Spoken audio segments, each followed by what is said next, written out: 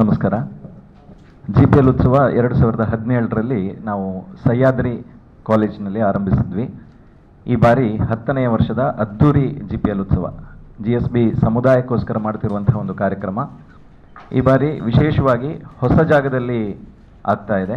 9 ವರ್ಷ ಸಹ್ಯಾದ್ರಿ ಇಂಜಿನಿಯರಿಂಗ್ ಕಾಲೇಜಿನ ಶ್ರೀ ಮಂಜುನಾಥ್ ಭಂಡಾರಿ ಸರ್ ಸಾಕಷ್ಟು ಸಪೋರ್ಟನ್ನು ಮಾಡಿ ನಾವು ಒಳ್ಳೆಯ ಕಾರ್ಯಕ್ರಮ ಮಾಡಲಿಕ್ಕಾಯಿತು. ಈ ವರ್ಷ ಕೊಡಿಯಾಲ್ ಸ್ಪೋರ್ಟ್ಸ್ ಅಸೋಸಿಯೇಷನ್ನ ಪರ್ಚೇಸ್ ಮಾಡಿರುವಂತಹ ಜಾಗದಲ್ಲೇ ಕಾರ್ಯಕ್ರಮ ನಡೀಲಿಕ್ಕಿದೆ. ಇದು ಹೆಜ್ಮಾಡಿಯ ಶಾನ್ಬೋಗ್ ಕುದ್ರು ಅನ್ನೋ ಒಂದು ಜಾಗ, ಒಂದು ವಿಶೇಷವಾದಂತಹ ಐಲ್ಯಾಂಡ್.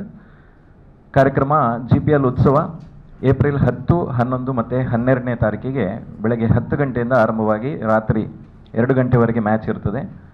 3ನೇ ದಿವಸ ಆ ಕಾರ್ಯಕ್ರಮದಲ್ಲಿ ವ್ಯಾಲಿಡಿಕ್ಟರಿ ಕಾರ್ಯಕ್ರಮ ನಡೀಲಿಕ್ಕಿದೆ. ಕಾರ್ಯಕ್ರಮದಲ್ಲಿ ಸಾಕಷ್ಟು ವಿಶೇಷತೆ ಇದೆ. ನಾವು 2017ರಿಂದ ಆರಂಭಿಸಿ ಪ್ರತಿ ವರ್ಷ ಕೂಡ ಏನಾದರೂ ಒಂದು ವಿಶೇಷತೆಯನ್ನು ಮಾಡಿದ್ದೇವೆ. ನಿಮಗೆ ಗೊತ್ತಿರೋ ಪ್ರಕಾರ ಹೆಲಿಕಾಪ್ಟರ್ ಕೂಡ ಬಂದಿತ್ತು ಈ ಕಾರ್ಯಕ್ರಮಕ್ಕೆ. ಪ್ರತಿ ವರ್ಷ ಪ್ಯಾರಾಸೇಲಿಂಗ್ ನಡೀತದೆ, ಬೋಟಿಂಗ್ ಆ್ಯಕ್ಟಿವಿಟೀಸ್ ಆಗ್ತದೆ, ಕಿಡ್ಸ್ ಝೋನ್ ಆಗಿರ್ಬೋದು, ಎಂಟರ್ಟೈನ್ಮೆಂಟ್ ಕಾರ್ಯಕ್ರಮಗಳು.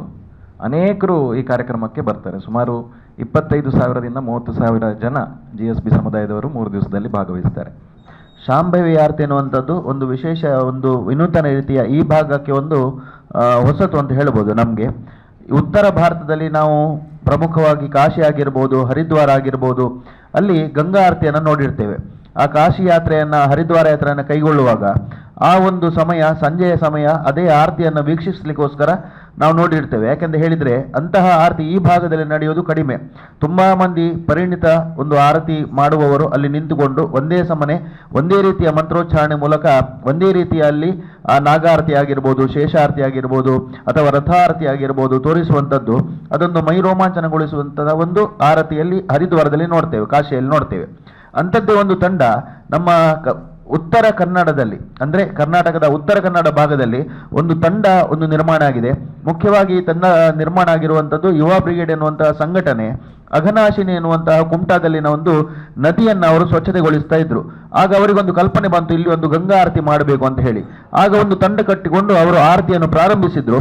ನಂತರ ಅವರಿಗಾಯಿತು ಅಂತ ಹೇಳಿದ್ರೆ ಇದೇ ತಂಡವನ್ನು ಪರಿಣತಗೊಳಿಸಿ, ಅಂದರೆ ಕಾಶಿಯಲ್ಲಿ ಯಾವ ರೀತಿ ಆರತಿ ಆಗ್ತದೆ ಅದೇ ರೀತಿ ಇಲ್ಲಿನ ತಂಡವನ್ನು ಪರಿಣತಿಗೊಳಿಸಿ ಅವರಿಂದ ನಮ್ಮ ಕರ್ನಾಟಕದ ಮೂಲೆ ಮೂಲೆಗೂ ಬೇರೆ ಬೇರೆ ನದಿಗೆ ಇಂತಹ ಆರತಿಯನ್ನು ತೋರಿಸಬೇಕು ಅಂತ ಹೇಳಿ ಕೆಲವೇ ಸಮಯದ ಹಿಂದೆ ಸಸಿಹಿತ್ಲಿನಲ್ಲಿ ಇಂಥ ಒಂದು ಆರತಿ ಆಯಿತು.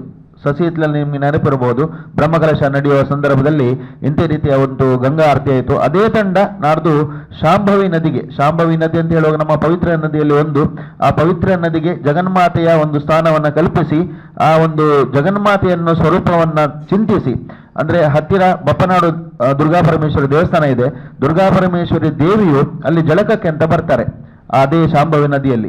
ಅದರಿಂದ ಪವಿತ್ರವಾದ ನದಿಗೆ ಒಂದು ಸಂಜೆಯ ಸಮಯದಲ್ಲಿ ನಮ್ಮ ಎಲ್ಲಾ ಸಮಾಜ ಬಾಂಧವರ ಸಮ್ಮುಖದಲ್ಲಿ ಅದೇ ತಂಡದಿಂದ, ಉತ್ತರ ಕನ್ನಡದಿಂದ ಬರುವ ತಂಡದಿಂದ ಈ ಶಾಂಭವಿ ನದಿಯನ್ನ ಆರತಿ ಬೆಳಗಿಸುವ ಮೂಲಕ ಒಂದು ವಿಶಿಷ್ಟ ಕಾರ್ಯಕ್ರಮವನ್ನ ನಾವು ಹಮ್ಮಿಕೊಂಡಿದ್ದೇವೆ. ಬಹುಶಃ ಈ ದಕ್ಷಿಣ ಕನ್ನಡದಲ್ಲಿ ಇದು ಪ್ರಪ್ರಥಮವಾಗಿ, ಅಂದರೆ ಈ ಭಾಗದಲ್ಲಿ ಸಸಿತೆಲ್ಲ ಇತ್ತು, ಆದರೆ ನಮಗೆ ನಮ್ಮ ಸಮುದಾಯಕ್ಕೆ ಇದೊಂದು ಪ್ರಪ್ರಥಮ ಮತ್ತು ವಿನೂತನ ಕಾರ್ಯಕ್ರಮ.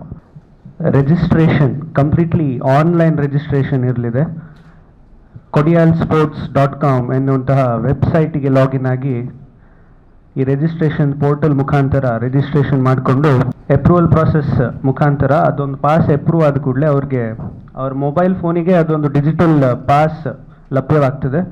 ಆ ಒಂದು ಡಿಜಿಟಲ್ ಪಾಸನ್ನು ಅವರು ತಗೊಂಡು ಬಂದು ಅವತ್ತು ಆಕ್ಸೆಸ್ ಕಾರ್ಡ್ ಮುಖಾಂತರ ಫುಡ್ ಕೋರ್ಟ್ ಮತ್ತು ಬೋಟಿಂಗ್ ರೈಡ್ ಮತ್ತು ಬೇರೆ ಬೇರೆ ಕಿಡ್ಸ್ ಝೋನ್ ಇರ್ಬೋದು, ಬೇರೆ ಬೇರೆ ಆಕ್ಟಿವಿಟೀಸ್ಗಳಲ್ಲಿ ಭಾಗವಹಿಸ್ಬೋದು.